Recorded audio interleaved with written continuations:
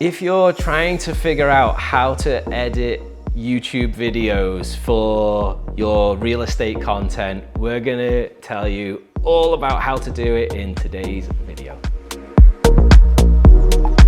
Hey everyone, Steve Thomas here with Video Marketing Coach. I've got a very, very special guest with me today to help us digest how to edit video. Now, I have to tell you that when myself and my wife first started our YouTube channel, the Thomas Group's YouTube channel, I had no idea how to edit. I still have no idea how to edit. Fortunately, my wife started editing and she learned some of the basic principles behind it. But my recommendation is, of course, absolutely try doing it yourself if you can.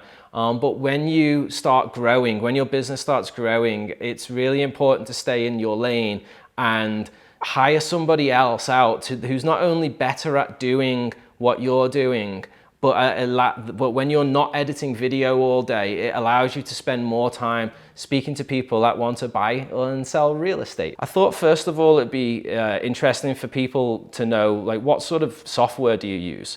Because I think there's probably tons of options. People might be confused about where do I start. Like, for someone that's got, no knowledge at all, what would you recommend they start doing? So there's a lot of free video editing softwares now. And if you want to just something real simple, quick on the phone, I know a lot of people are starting to use Capcut. It's really simple. Everything's on your phone. So if you're going to use your phone to record, you can even use your phone to edit. And then if you want to bring all that footage onto like your laptop, depending if you have like a PC or an Apple, you could use Final Cut Pro, which I like to use. It's like you just pay once and that's that. You don't have like a subscription like Adobe Premiere Pro does. It's $20 a month, I think, for that. And you just have to pay, and that's a little bit more costly. There's also free options as well on the computer. You could use like iMovie, which is free. DaVinci, you could download it, it's free. But for the basics, you could just use like iMovie or Capcut on the phone. Okay, so cool. Is one or the other easier than the other to use, or are they all different? They're all different in a way of like, not to get into technical of video editing, but like with Final Cut Pro, for example, it's something called a magnetic timeline. So every time you post two clips together, it's going to stay together. Versus if you were to use Adobe Premiere Pro, if you were to put two clips together and move it, it'll stay apart. So that's one thing. Adobe Premiere Pro, it's a lot more it's not that it's not user friendly, but you have to get used to putting your clips together, because if you don't, when you watch your video, there's just going to be a blank spot there. Versus in Final Cut Pro, the clips are always going to be together, so you know that it's going to be one seamless video. It already gives you a lot of stuff in there that's already built in, so you don't need to download extra fonts or extra transitions or anything like that. It's already all there. Of course, if you're looking to up your game on just the basic of transition and stuff, you can either download them or you could create it yourself. There's so many other programs to do. All right, so if your best friend tells you, listen, Riza, I want to start my YouTube channel, I'm going to do all the editing and stuff myself, there's one platform you got to pick, what would you say? I don't know, I like them both. It depends. If you have Apple, I say go for Final Cut Pro. If you have a PC, then Adobe Premiere. Okay, all right, good.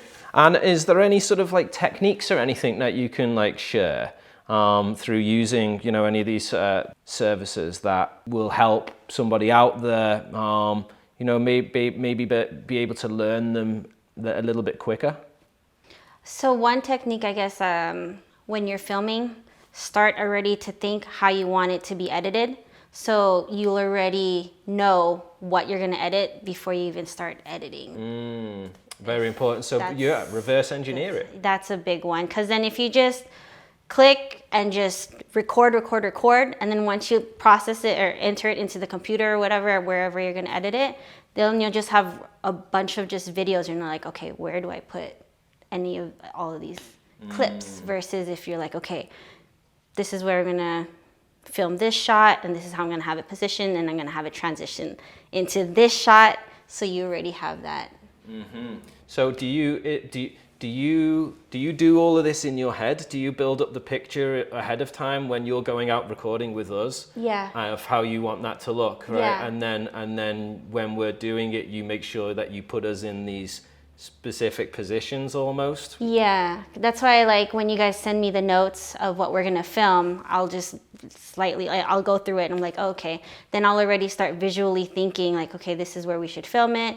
And then of course, when you see the location prior to filming, that's also very good too on the editing aspect, because you'll already know this is where I gotta stand. So when I edit it or film it that way, then it's already all set.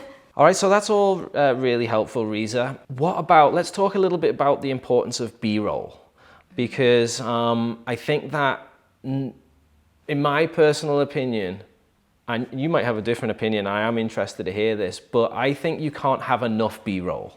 And if for those of you that are like, B-roll, what the heck's B-roll?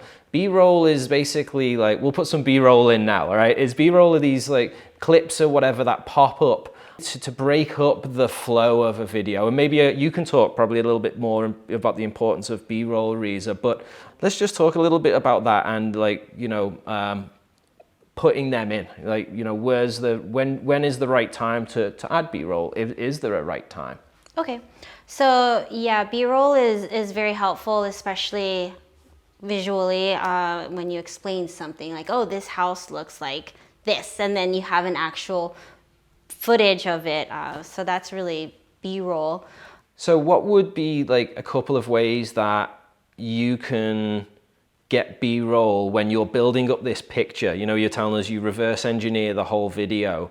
So when you go out there on location, how do you organize and know what type of B-roll to get? So when I'm recording you guys and you guys are all talking about specific locations or amenities and stuff, and while I'm out there, if there's that amenity there, I will capture footage of it. So for example, if the agent speaks about a pool, and if I see a pool, I'll capture that, so then I could show that part when she speaks about a swimming pool. Or also with the house, usually touring homes are a lot easier showing the B-roll because we're already there. And when you speak about the different rooms, then of course I could just capture all the different rooms and put that above. It's hard, it's weird because it's like, put it above the clip that you guys are talking about. No, it makes perfect sense. I mean, ultimately, I think whenever you're creating any video, just try and always lead with value, right? How much value can I bring the person that's watching it? And if you're talking about, you know, you're in a new construction home, you know, maybe some B-roll of the floor plan, right? Like, you know, can help someone visualize how that house looks as you are, you know, doing the video tour for it. What we do in our community tour videos is we always zoom in on like the location in the Las Vegas area, you know, where it is. So get really creative with your B-roll. I think that you can't have too much. I mean, I think you can use it, you can have too much and use it unnecessarily. But I think that you can't have too much, because in terms of at your availability, right? To be able to then, when you're sitting at your computer ready to put this, you know, create this video, you want as much material to use as possible, right? So I think pay attention to your B-roll. Yeah, B-roll is really fascinating because there's like so many different elements to it. And I know that you've got some tips for making the video kind of look seamless when you add the B-roll. Yeah, so when you are cutting it up and you want to remove some unnecessary, like longer sentences, when you cut that up, you could actually put B-roll there so it doesn't look like it's two chopped up clips. And then also another tip is when you are filming by yourself, film yourself in different spots multiple times and say that same sentence in different spots. So when you start to edit, you can see one clip and you're like, I don't like it. I don't like that shot. Oh, that's a really good idea. So then you have another one, another like second option. You're like, oh, okay, that one's better. Versus only having one and you're like, dang, I should have just shot it at a different spot and now I had a better.